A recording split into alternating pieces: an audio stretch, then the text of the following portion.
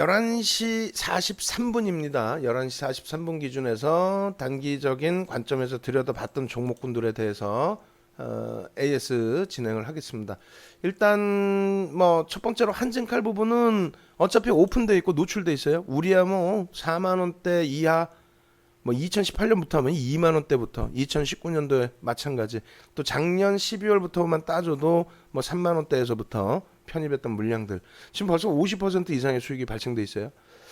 중간중간에 뭐 차익 실현을 몇 번 했고, 근데 오늘은 전략이 좀 많이 꼬였습니다. 쓸데없이 골드만에서 들어와서 골드만삭스 쪽을 보고 좀 흥분해서 고점 차익 실현을 강하게 어필을 못 해드렸어요. 오히려 이제 그 단기 공략을 이쪽에서 볼 수 있다 이렇게 말씀드렸는데 변동성이 지금은 아직까지는 나오지는 않고 있어요. 꼬리만 달려 있습니다. 일단 골드만삭스 쪽하고 대신 쪽에 주력 창구 쪽에서 수급이 유입되어 있는 상태이기 때문에 만에 안에 실망 매물로 미끄러진다 할지라도 부담은 없어요. 유통 물량이 또 급감을 하게 된 거죠. 추가적으로 감소하게 된 거죠. 저것이 만약에 골드만삭스 쪽이 델타 쪽의 지분으로 만약에 신고가 되게 되면은 그것도 이슈가 될 수 있어요. 그건 뭐 나중에 이슈 범위에서 다시 대처하고요. 일단 어찌됐건 한진칼 부분은 좀 아쉽더라도 그래도 뭐 시장 대비해서 지금 현재 강세를 띄고 있으니까 시장이 21포인트나 밀려요? 이거 뭐 정신이 있는 거야 없는 거야? 너무 이제 한쪽에 집중하다 보니까 지수를 제가 좀 잠시 못 보고 있었는데 일단 지수 부분도 그렇게 우려하지 마십시오. 좀 전에 이제 말씀을 드렸지만은 정정 불안이라는 거, 정치적인 불확실성, 정책적인 불확실성, 이게 시장에 미치는 영향이 큽니다.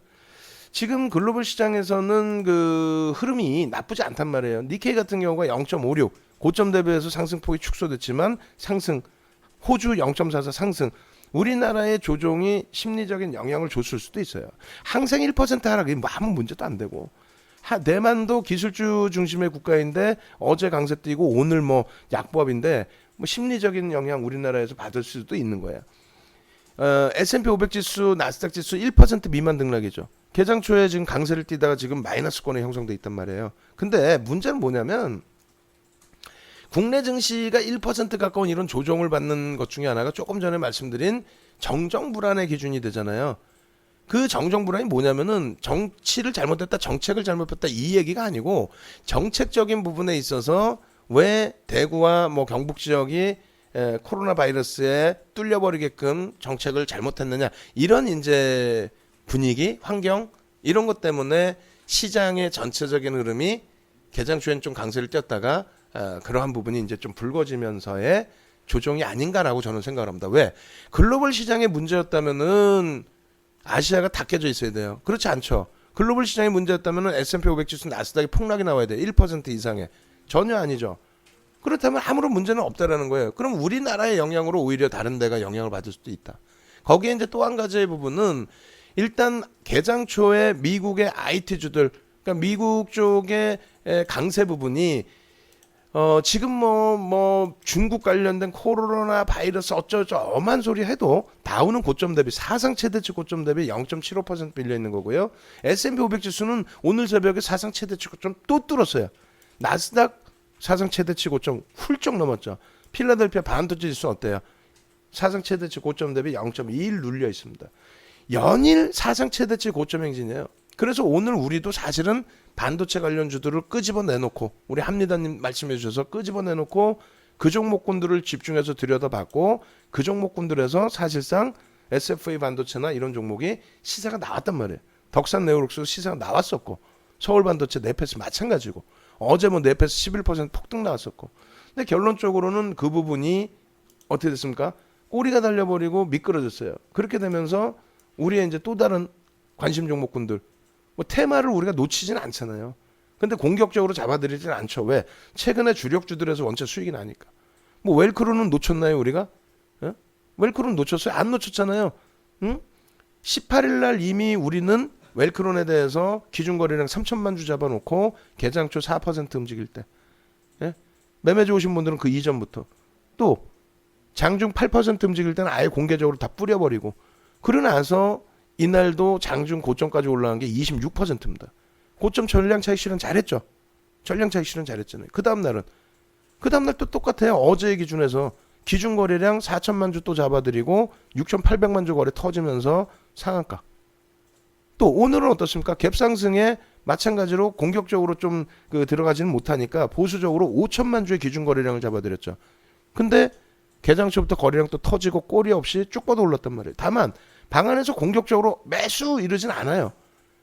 이걸 어떻게 감당하려고 방안에서 공격적으로 매수합니까? 어차피 1% 비중의 수익 나봐야 그 수준인데, 개별적으로는 뭐 비중을 좀 많이 들어가시는 분들도 계시는데 그거는 권해드리지 않습니다.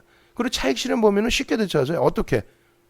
고점 대비 지금 3.96 빠져 있죠. 그럼 최소 50%에서 100% 전량 차익 실현하고 있어야 돼요. 그러고 나서 3분의 1 지점까지 밀려가 혹은 절반까지 밀려 그리고 되돌려, 그럼 그때 기준에 재편입의 기준 잡으면 돼요.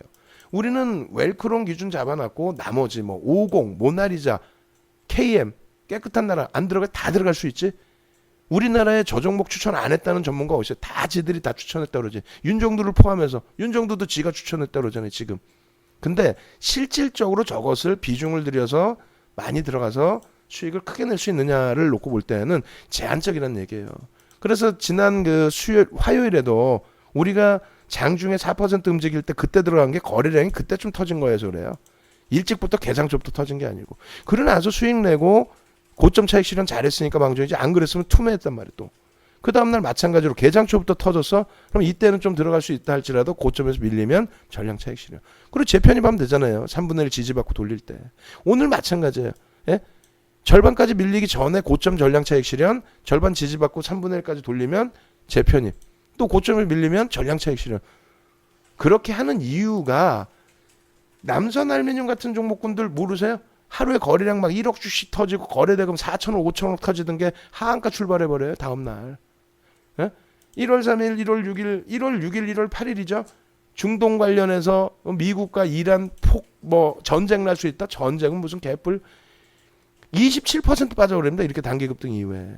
마찬가지로 이번에도 마찬가지죠. 웰크론은 안 그래요? 응? 또 KM 안 그래요? KM 볼까요? KM 같은 경우에 시가총액 솔직히 얼마나 돼요? 이 코딱지만한 거 결국은 고점에서 화장실 갔다 왔더니 19,400원 찍고 12,700원까지 밀어버려요. 감당됩니까? 안 되죠. 그렇기 때문에 우리의 기준에서는 분명히 8,000원 요런 때부터 다 들어갔단 말이에요. 이거 안 들어가서 다 들어갔지. 거래량 터지면 다 들어가죠. 다 들어가더라도 이날도 개파락이 이렇게 나옵니다. 예? 개파락 여기 이거 얼마? 개파락이 마이너스 7%, 저점이 14%. 이거 투매 안 하겠어요? 갖고 있었으면? 그러고 나서 또 올라가면 추격 매수했다가 차익 실현 못하니까 또 투매. 아이고 갖고 오면은 그냥 올라가는 건데 아깝다. 갖고 오면 올라가긴 무슨 갖고 있으면 올라가요. 파루 같은 종목 사스 때부터 보실래요? 사스에도 파루가 있었습니다. 고려제약도 있었고. 사스 같은 경우 어떻게 돼 있어요? 2003년도에 잠깐 한번 사스 불거지면서 폭등 나왔다가 신저가까지 깨지고 감자하죠. 예? 마찬가지로 이런 고점까지 올라온 뭐예요? 비이성적으로. 죽는 거예요. 이렇게 해서 없어진 분들을 많이 뵀어요. 33년 주식하면서 20년 이상 리딩해 오면서 많은 분들은 안 받겠어요. 우리 결국은 셀리버리 어때요 지금? 오늘 언니님께서 어제부터 질문 주셔가지고 그죠? 잘 대처가 됐죠. 이 기준점이 우리의 기준점에서는 언제 들어갑니까? 우리가 들어가면 이때입니다. 오늘 복귀 교육도 해드렸고 이때 거래 터질 때 들어갔으면 됐지. 만약에 고점 차익 실현 안 하면 얼마? 25% 30% 손해입니다. 여기서도 마찬가지예요. 우리가 들어간 건 이날이에요. 이날 들어가서 여기서 차익 실현. 그러고 나서 또 중간에 들어간 게 이날 들어가서 73,000원 손절이었죠. 다행히 종가상 안 밀려서 손절을 안 하시고 이제 가지고 가신 분들이 계시고, 기준점은 73,000원 이탈이면 손절이고, 어제 꼬리가 달리는 시점에 질문을 주셔서 그렇다면은 향후에는 손절이면 손절 꼭 지키셔야 되고 이제는 뭐 5% 비중의 수익이었는데 가지고 가셔서 다음날 보시죠. 근데 오늘 갭상승 이후에 안 눌렸죠. 그다지 안 눌렸단 말이에요. 그러고 나서 쭉 뻗어 올라갔을 때 질문 주셨을 때 뭐라 그랬어요? 고점 대비 2~3% 밀릴 때 82,500원의 절반 이상 차익 실현, 8만원 이탈되면 전량 차익 실현. 근데 이 부분은 82,500원의 전량 차익 실현에도 아쉬울 건 별로 없는 거예요. 지금 가격대가 그리고 81,200원이에요. 8만원 이탈되면 전량 차익 실현이 맞습니다. 그러고 나서 또 들여다보고 싶으면 절반 지지가 되느냐, 3분의 1 꼬리 감쌌느냐. 그리고 원래 손절하고 오늘 같은 날 갭상승일 때 다시 따라붙는 게 낫다라는 거죠. 단기 종목은 조금 주의를 하십시오. 예.